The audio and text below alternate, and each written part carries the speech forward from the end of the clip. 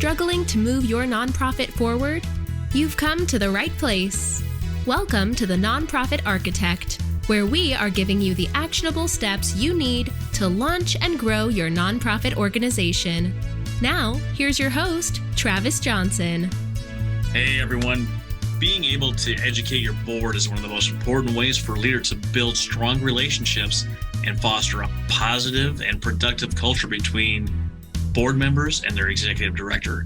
Run by leadership expert Mark Buzan, the Nonprofit Board Summit provides outstanding know-how, resources, and tips for leaders looking to step up and unlock the full potential of their endeavors. If you're a nonprofit executive director looking to build a stronger board, visit nonprofitboardsummit.org/EDS. Or if you're a board member looking to make more of an impact, visit nonprofitboardsummit.org. The Nonprofit Board Summit runs from February 26th through the 28th. I'll hope to see you there. Hey, welcome to the show. I'm sitting here with Sara LeCarno, and we're going to do something a little bit different today. She's not a nonprofit leader, not a business leader, not a consultant. She's actually a participant in one of the programs that Veterans for Life USA had to offer. We've got all these different points of view and different inputs, but we haven't had anyone on the show yet that's been a participant in the program. So Sara's going to help us walk through that a little bit today. But before we get started, I wanted to drop a little nugget in here, a little plug for the Nonprofit Architect Alliance, the mastermind group. If you are struggling in your nonprofit, if you feel overwhelmed, if you don't feel like you have anything to talk to, sign up for the Nonprofit Architect Alliance.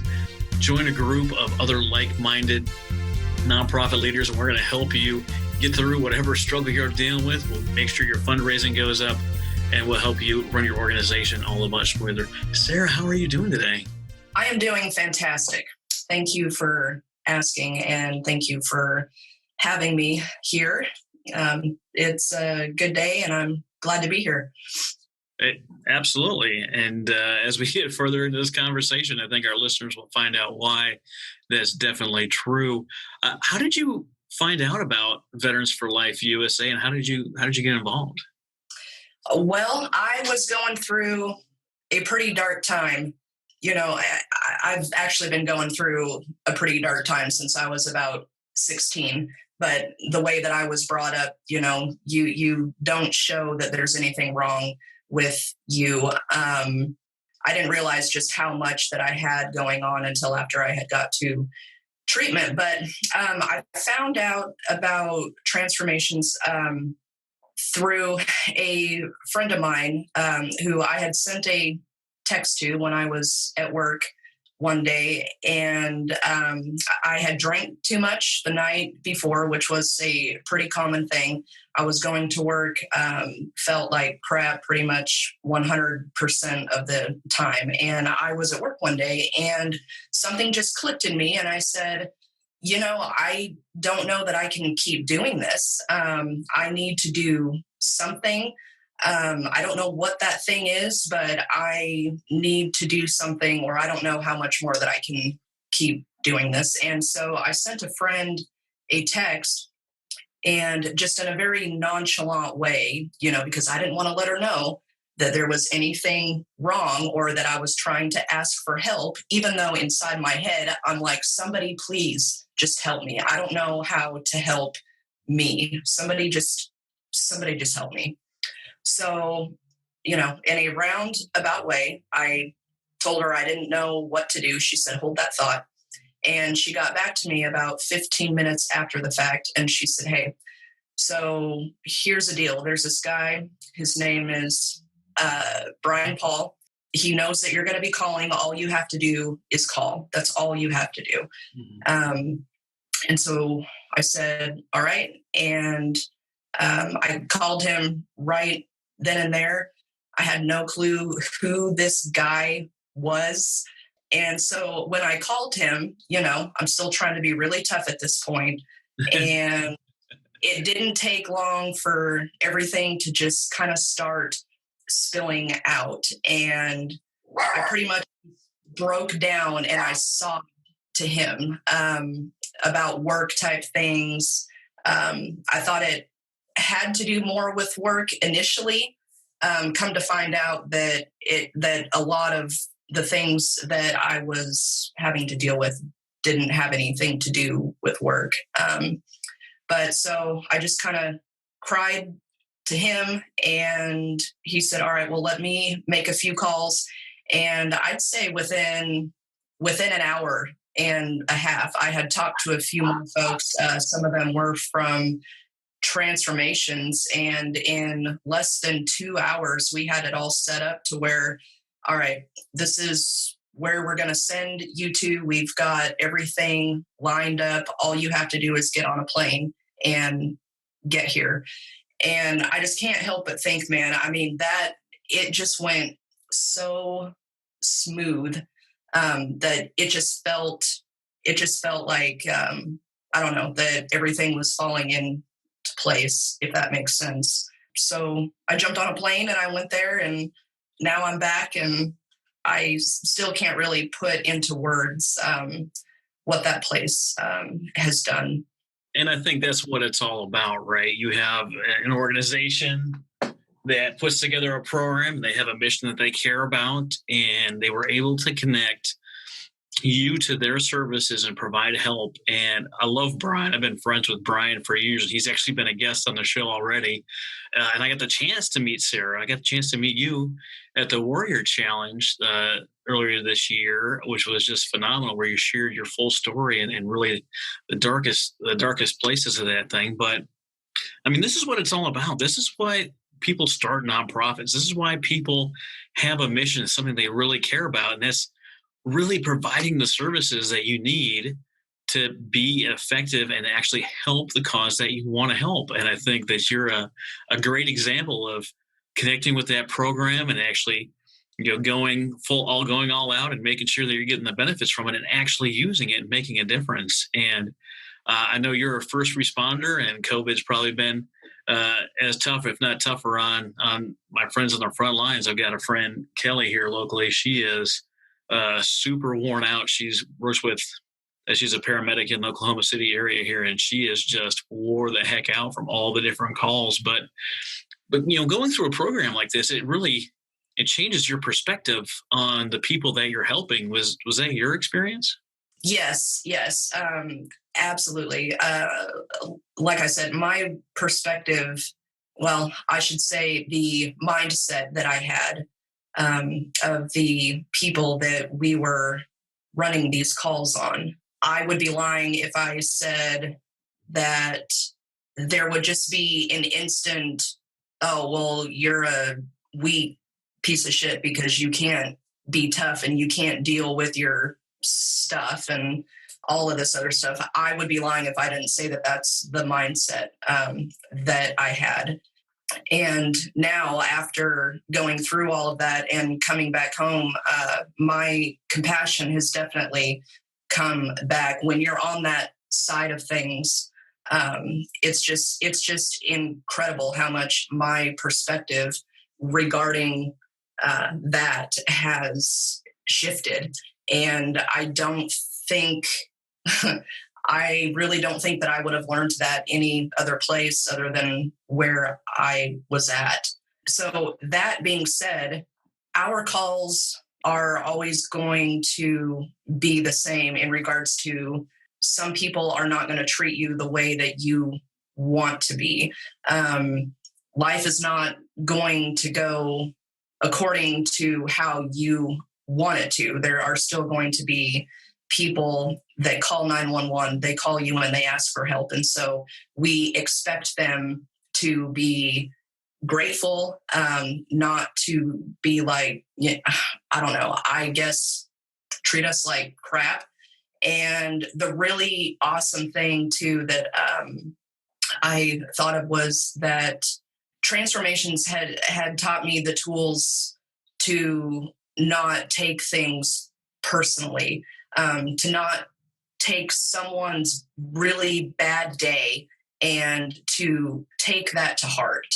And so that feels really, really nice too, to not, feel so pissed off all the time when someone calls you something that you don't like, or they try to hit you or kick you or spit on you or everything. It's just really nice not to take that to heart. Um, Oh, absolutely. And you see that in the nonprofit space, right? You see organizations that are going out and trying to help feed or clothe the homeless, and some of them are just not interested in the help that you have to provide.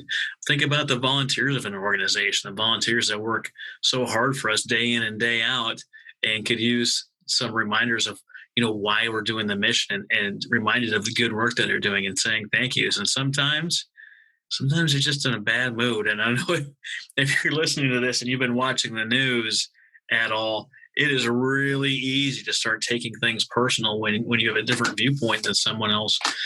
But these are tools that we're not taught. We're not taught these in high school. We're not taught these in grade school. We're not taught these in college. And until we experience some area of this for ourselves, it's hard even to understand. As an active duty member, you get sent out and you go to places, and they're not sure how to receive you because you're military in a uniform. But the military that's in their country really does not act very professionally. They take it out on the local populace, or they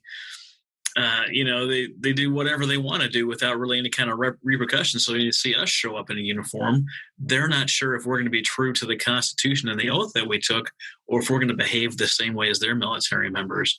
And to your point, getting a call of distress from someone in need of help, if you get on the mental health side and they know they need help, but they're not okay with you giving them the help, and they might fight back. And those are terrifying things.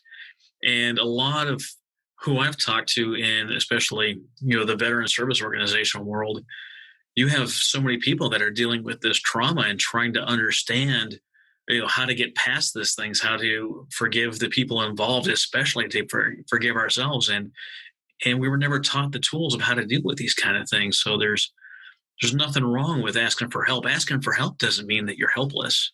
And you nonprofit leaders that are listening right now, I'm going to say that again for you. Asking for help doesn't mean you're helpless. It means that you simply haven't learned the tools you need to handle the situation you've been faced with. And there's nothing wrong with that. I didn't always know how to be a fantastic podcaster and take that seriously or not seriously, because my first couple of interviews were awful. But since I've been doing it over time, I've gained the confidence and the skills that I need to be comfortable behind the camera, behind the microphone, and do these interviews. I wasn't just born with these skills. You had to learn them. And it's the same with dealing with your own stuff, your own junk, trying to keep your cool when someone's trying to rip your head off, either verbally or literally. And there's nothing wrong with that. There's nothing wrong with reaching out for help. It took me a long time to get to that point, but to me, there wasn't really any other choice. I don't know how much lower that I could have gone. So yeah, to me, there wasn't really a choice. I had to do something. So you got to that rock bottom for you, and you said, no more, I've had enough, and I'm going to move forward. I mentioned a few times in other episodes that I grew up and I moved around a lot. And what that really meant is that I was living with my mom, who had mental health problems. And every time she needed treatment, my sister and I would have to go live somewhere else, whether that be with a family member or in a foster home. Sometimes we were together, sometimes we were apart. And that takes a toll on you. Just moving, I think I heard recently, is the third most traumatic experience of someone's life. Well, I've moved 50 times. I've been traumatized more times than years I've been on the planet. And some people handle that quite well, and some people do not. Some people are ready to roll with the change and roll with the proverbial punches, and some people are not. And in this time of, I think this is going to be released in January sometime, we're almost a year into COVID at this point. And some people are in school and some people are not in school. Some people are hosting college. Sometimes it's only online. Some people are back in work full time, and some people are commuting from the desk. And those with the ability to change and roll through the punches are the ones that are going to be successful. But if you have something in your life that's jamming up the internal workings of your mental or emotional well-being, you can't roll with the punches. You can't make these moves, and you can't do what you need to do. And that's why I really wanted to do this interview with Sara, is not so much that it's going to give you the actionable steps to build a stronger nonprofit, like we say in the intro, but understanding why you're doing your mission and reinvigorating your staff and your board and your volunteers on why this is so important, and is to help people like Sara. If that is your mission that you're focused on, is to help the people that you're trying to help and make sure that they give something that's that's worth a shit. There's nothing like coming up with a program that doesn't really help anybody, but it makes you feel better. That's not what we're trying to do. We're trying to make sure that people have the tools that they need, the housing that they need, the clothes that they need, the food that they need, the mental health help that they need, or maybe it's conserving a park or a lake or a mountain range, or maybe it's taking care of animals. Whatever your mission is, you must understand that at the end of what you're doing is someone that's going to be receiving those services, and how vital it is to remember that for you and your staff. Sara, what's been the best part of life after receiving services?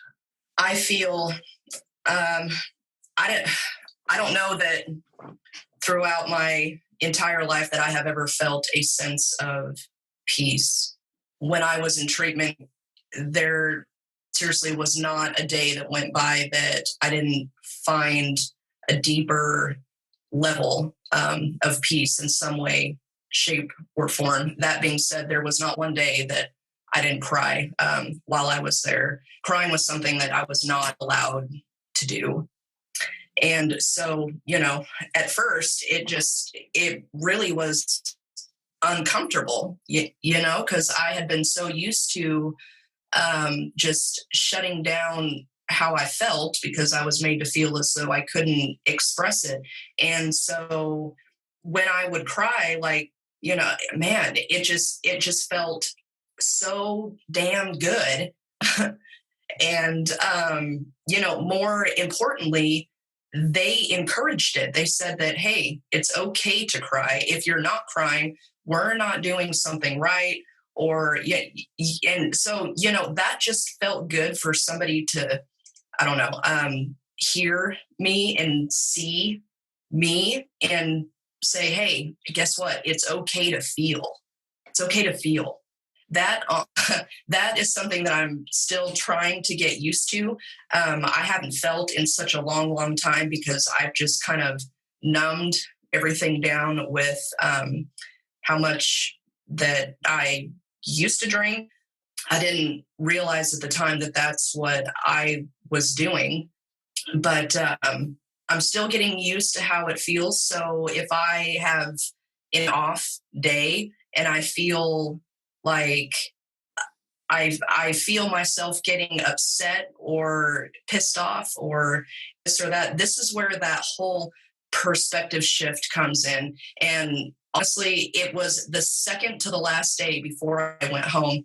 And they have these classes that you can pick and choose from, and they told us, if you see a class on here and it's something that you don't really want to go to, you should probably go do it. So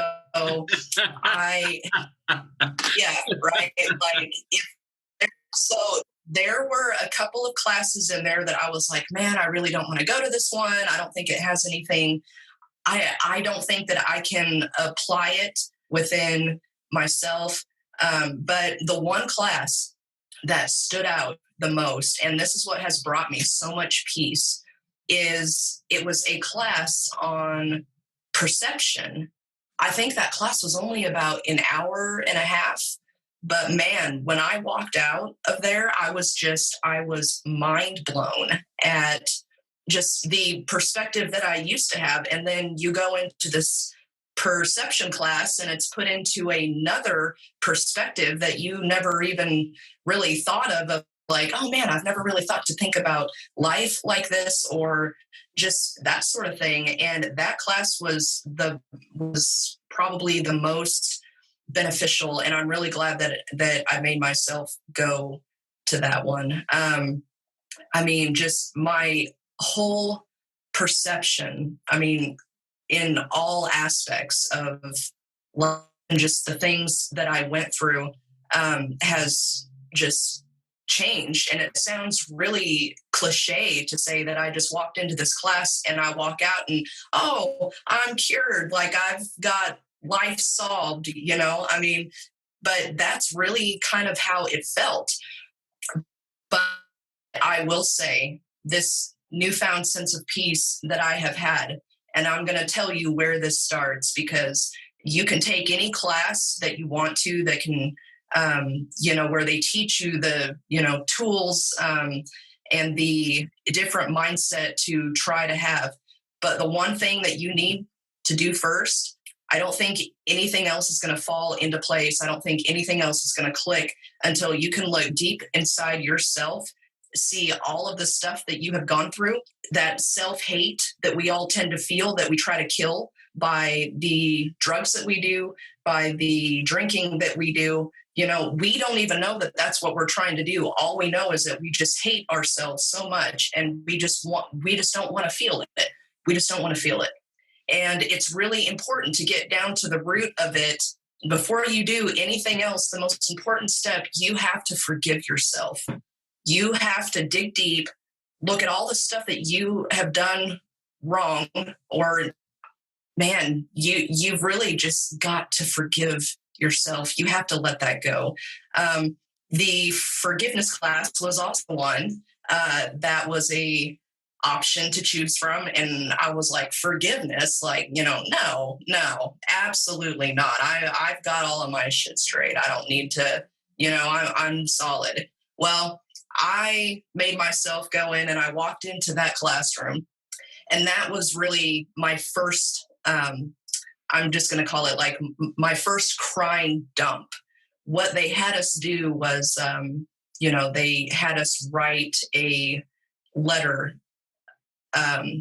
forgive someone that has caused you harm. If you can let that go, or if you can forgive someone, that will help to bring that peace in that you are trying to feel.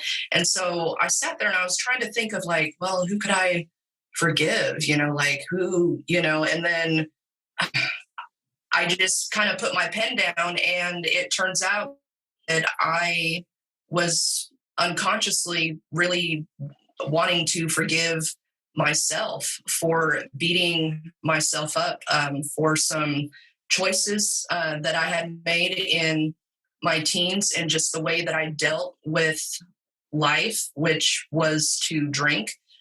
I just put my pen down, and we were only supposed to write I think it was 200 words. And next thing I know, I've got a whole book, and then it came to the point where they were like, is there anybody that would like to share? And so I was just like, yeah, man, I am on a roll. Why stop now? So I start to read this, and this was the first time that I had cried.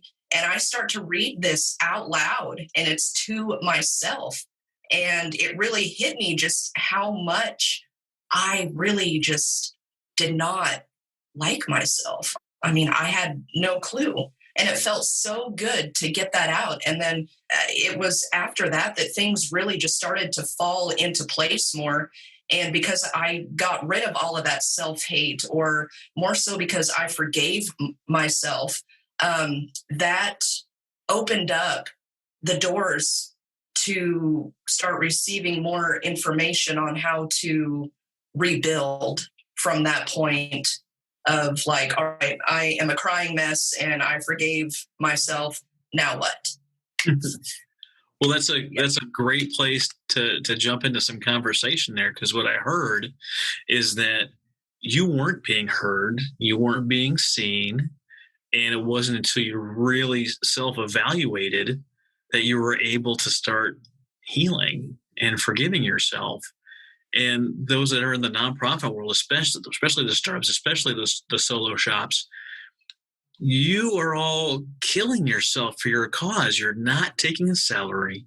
You're not setting aside time for self-healing and self-care. And we're recording this the week that Sonia Chavez came out and talked about listening to your body and taking care of yourself.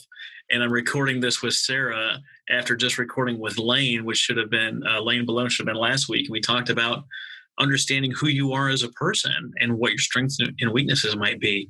And I call it zone of genius. There's things that I rock at, and there's areas of my life I just know that I need someone else to do that because I just suck at it. It's not for me, and I ain't got the time to work on that crap. I'd rather work on the stuff that's gonna, take me to that next level. But those of you listening, think about the stuff that Sarah shared with us and how that might apply to you in your life. Are you not doing fundraising a certain way to not pay yourself because you don't think you're worth investing in? Are you not setting aside money and funds to get a coach, to get more instruction, to do continuing education, to learn the things you don't know, to actually help you do your nonprofit work better?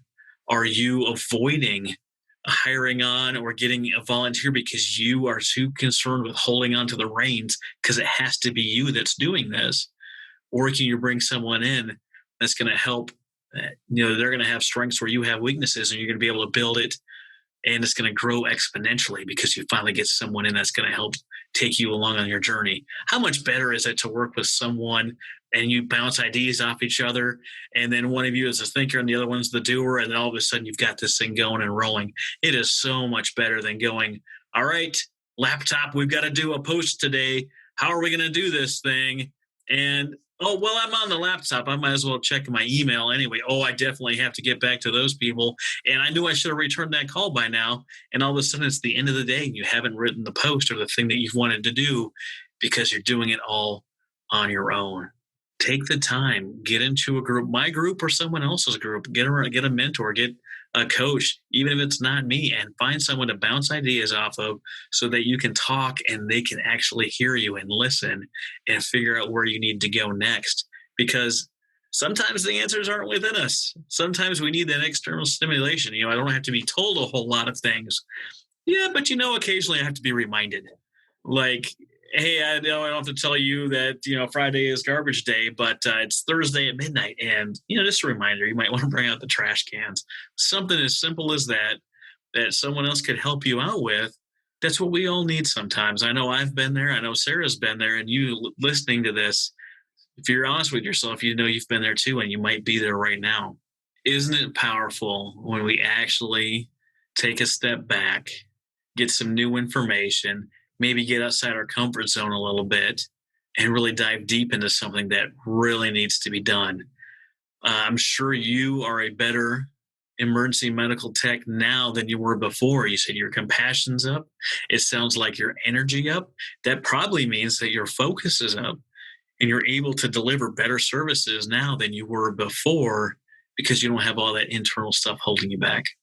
So when I first started this line of work, it's actually kind of funny to look at all of these new folks that we hire at work because, I swear they all look like they're 12 and I feel old now.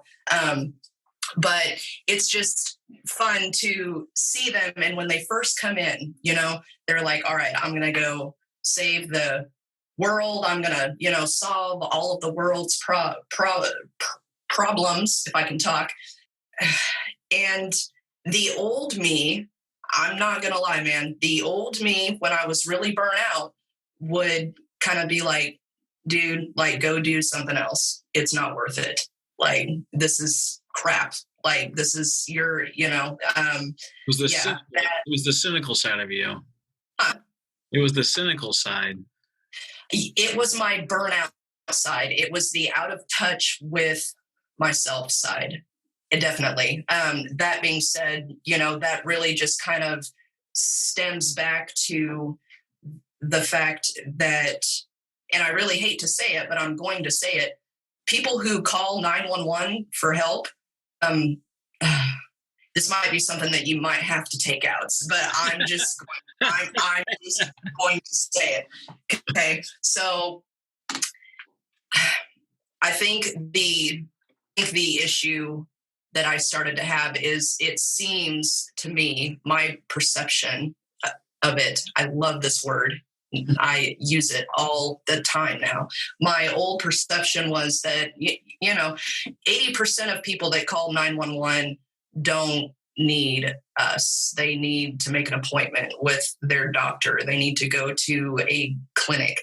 They don't need an ambulance for a sore thumb that they've had for 6 months, you start to run those types of calls all of the time. And your sense of, I guess you could call it, purpose is gone. It's just kind of like, I don't feel like I'm making a difference anymore.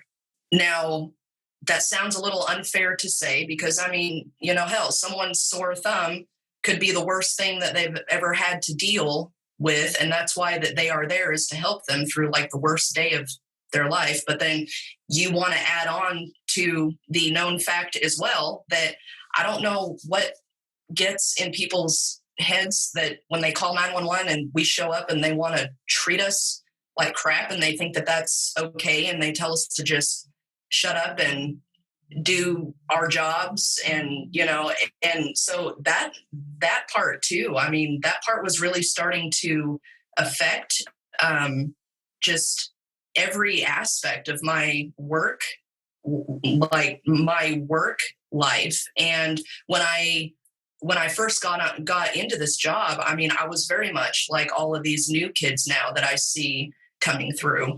And I will also say that I have known from a very, very young age, since I was maybe about 8, that I wanted to do this type of work. I actually got hooked on it. I don't know if you remember the show Rescue 911. And I used to watch that. And, I've just known from that young age. And so when we're having to deal with all of these external factors that really to do with us, that's their bad day. It's not ours, right? But we tend to take that to heart because if you're in this line of work, hopefully it's because you care, hopefully it's because you want to help and make someone feel better. And when you have that taken away from you, or when you feel like somebody is taking that from you, you get burnt out real quick. And your compassion, it just drops. It just drops. You start to treat everybody the same. And like I was saying before, that's not fair to them. Yeah, I know what you're trying to say. It's just, I kind of forgot where I was going with all of this. Yeah. Well, it's and so now, go ahead. It's join the military and you get in and you want to make a difference, you want to serve, and you start fixing airplanes, but you don't see what happens with the airplane. When the airplane goes out, it leaves with bombs and it comes back, it doesn't have any. So you're in the process and you're part of the system that's doing good things and helping, but you don't get to see what it is that you're doing. And now, the airplane that I fly now is nuclear deterrence. And thank God I never get to see the fruit of my labor. Like, we don't have any nuclear war to deal with. Isn't that wonderful? But it's not very job fulfilling because you don't see the effect that you're having. You just say, oh, another day without nukes, great. And it doesn't make you feel anything. It is completely necessary. It's very vital. But man, it is just not sexy at all. And like my wife works as a pharmacy tech and she deals a lot with what you do. She has people that go in there and they're cranky and they're there to get the medicine to make them feel better because they're experiencing some of the worst days and the worst times of their lives. And it's not the technician's fault that the drugs aren't ready because of the doctor faxed it to the wrong pharmacy or whatever happened. But they're in a lot of pain and they need what my wife has. So in order to make sure they remember who she is and who they are, they don't always treat her the best. And it's hard to remember that as the people that you're interacting with that are giving you a hard time or they're just frustrated with their situation in general and you just happen to be there, it's hard not to take that personally. And I can picture this translating into just about every position in the nonprofit world, whether you're busting your tail as executive director and you go talk to the board and your board's like, well, we really don't feel like you've been doing the kind of job that we thought you should be doing. And you are completely wiped out because you're giving everything you absolutely can to help move the cause forward, to take care of the programs and take care of the staff and the volunteers. And, you working your butt off doesn't necessarily have a direct correlation to their perception of what it is that you're doing. And it's very easy to get bogged down, and it's super hard to pour from an empty cup, because every time you give a little bit more of yourself, and pretty soon you keep tipping that cup over, but nothing's coming out until you take the time to take care of yourself, to recharge, to reevaluate, maybe gain a new perspective or get new tools to handle those things. It is really tough to continue on, whether you're doing good things in the nonprofit world, where you're serving your country, or you're helping the community by running emergency services. It is tough, and it's easy to get worn down, especially if you don't communicate and talk about the things that are jamming you up on the inside. Yeah, I would definitely agree with what you just said. The whole police, fire, just our whole trifecta, that whole sense of that you feel like you can't go and talk about any of the issues that you have. They don't teach the burnout like in school. They don't teach you, like what you were just saying, they don't teach you that it's important to keep your own cup full. If you don't do that, you're not going to have enough to, be there for the people that need you, when they call 911. And unfortunately, that is not something that is taught in school. There's kind of this unspoken assumption that says that we're all supposed to be solid and have our stuff all together, because we're the help. They call us for help. They see us as, we can fix things. We can be calm in times of just, where any normal person might just be like, oh my God, like what is going on? And we're held up so high that they forget.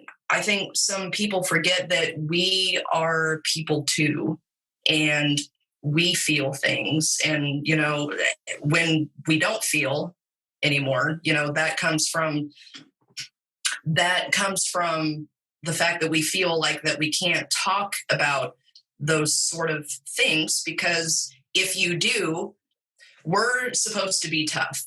We're seen as we can solve everything. And a lot of us too, we have that mindset of, all right, well, I can fix this guy and I can fix this girl and I can, help solve this and that. And I can do what I need to do.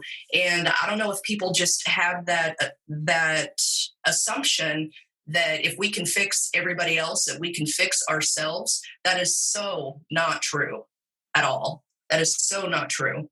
I would really like to think that, but it's not true.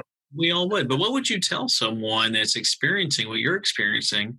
What would you say to encourage them to seek a solution or a resolution to what they're experiencing? What would you tell these people? I don't know really that I can put into words like in a simple solution type of way to go about doing that, just because there is such a stigma on people in our professions asking for help in the first place. I will continue with that thought and say that I have, in a nonchalant way, have brought up my issues and my struggles with the hospital that I work for. And the responses that I have gotten have just been, well, go work out at the gym, do this or do that, like I don't feel like I was being seen or heard at all. I don't think that workplaces generally take it very seriously.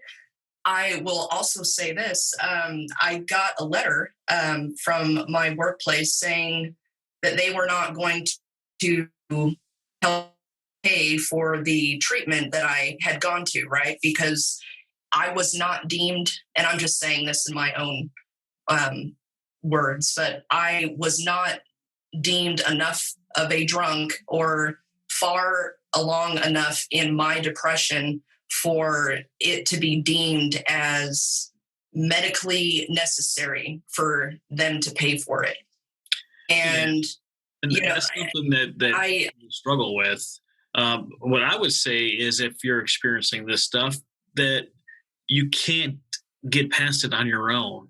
And if you can't get past it on your own, there's nothing wrong with it, but then you have to go and do something about it. And it might be contacting Brian Paul at Veterans for Life and connecting to one of his partners so you can get treatment.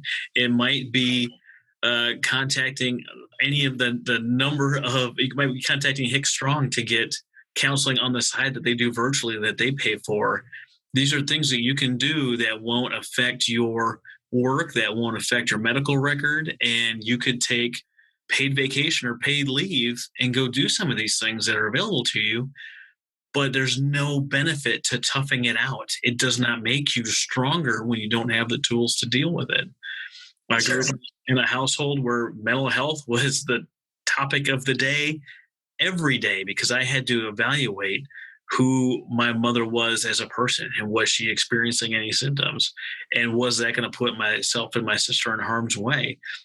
The same way with leading a team in the military, you have to be able to evaluate your people and their state of mind. We have programs, aviation and the nuclear world are much bigger on these programs because you have to maintain a clearance and you have to maintain your ability to work with nuclear weapons. So you have to bring those things up and you have to take a time out to make sure you can do those things, because they're not going to have you fly if you're not okay with your finances, or things aren't going well with your spouse, or you had a death in the family, or you're struggling with a substance of choice. They want you to be able to do the job. They spent millions of dollars training you. They're going to give you the time necessary to take a time out to handle your stuff so you can actually do your job that you're trained to do and do it well. And it's the same with the police, and it's the same with fire. And there's ways to do this through something like Reboot Combat Recovery, which is a class for military.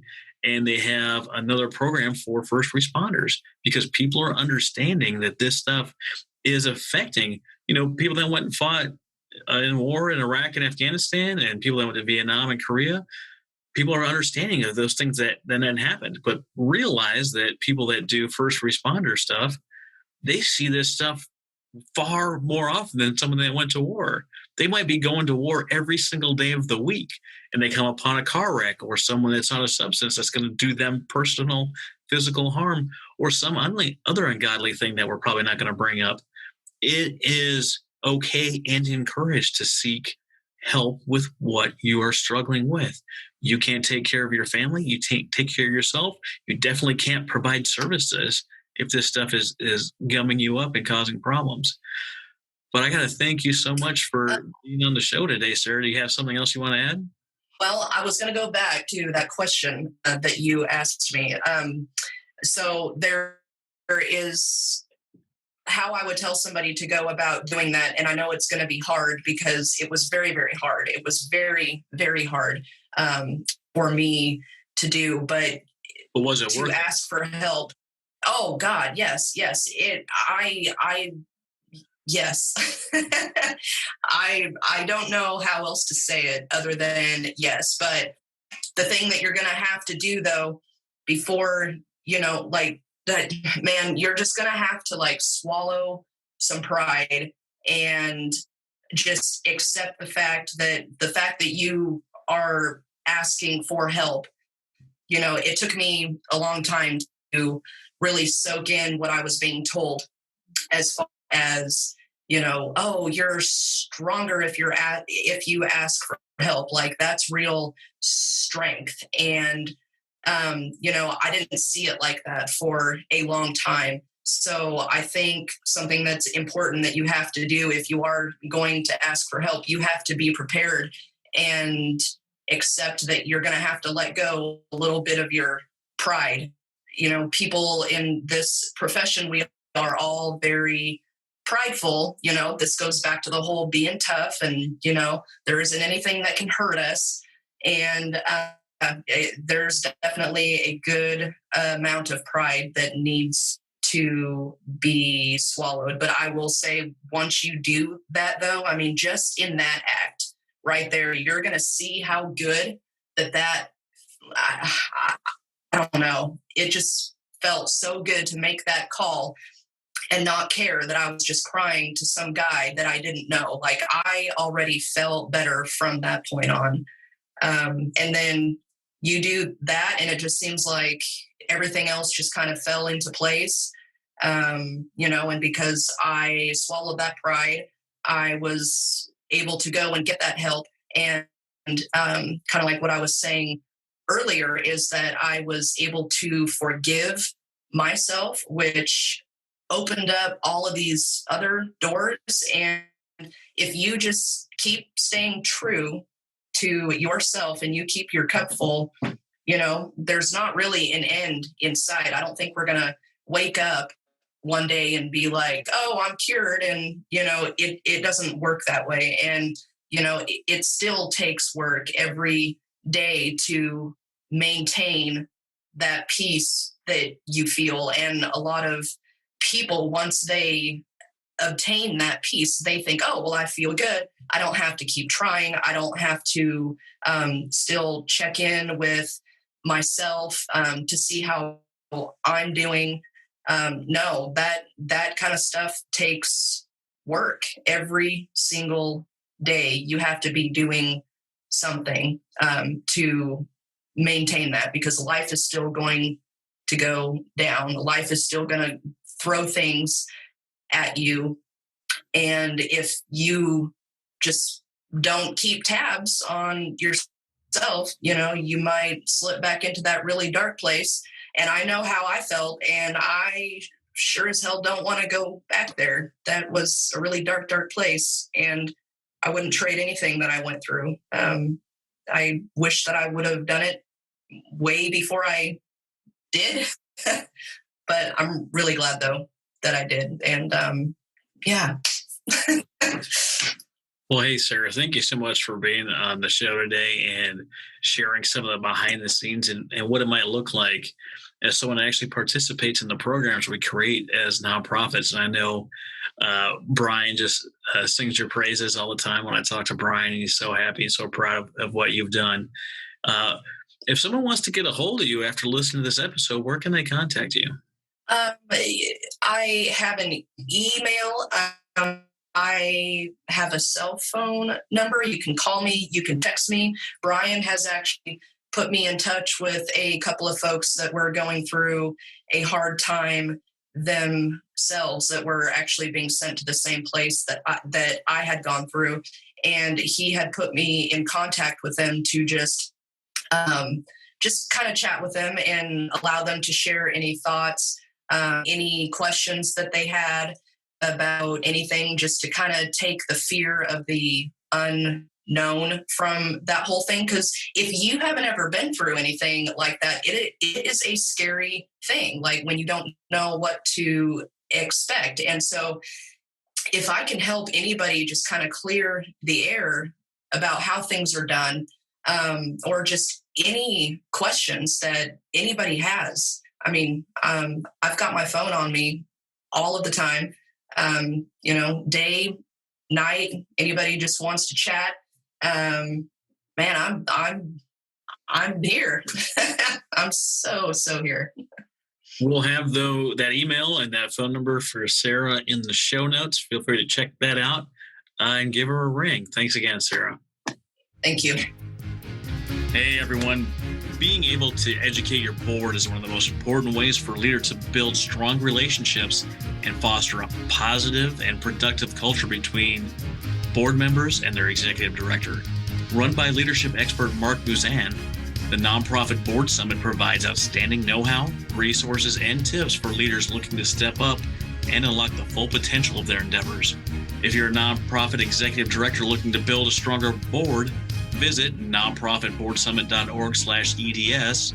Or if you're a board member looking to make more of an impact, visit nonprofitboardsummit.org.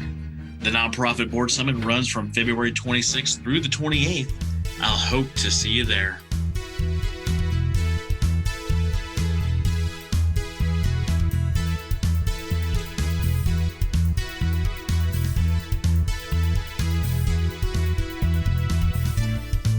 You've been listening to The Nonprofit Architect. To listen to all our past shows, visit http://nonprofitarchitect.org. And be sure to subscribe, rate, and review our show. Thank you.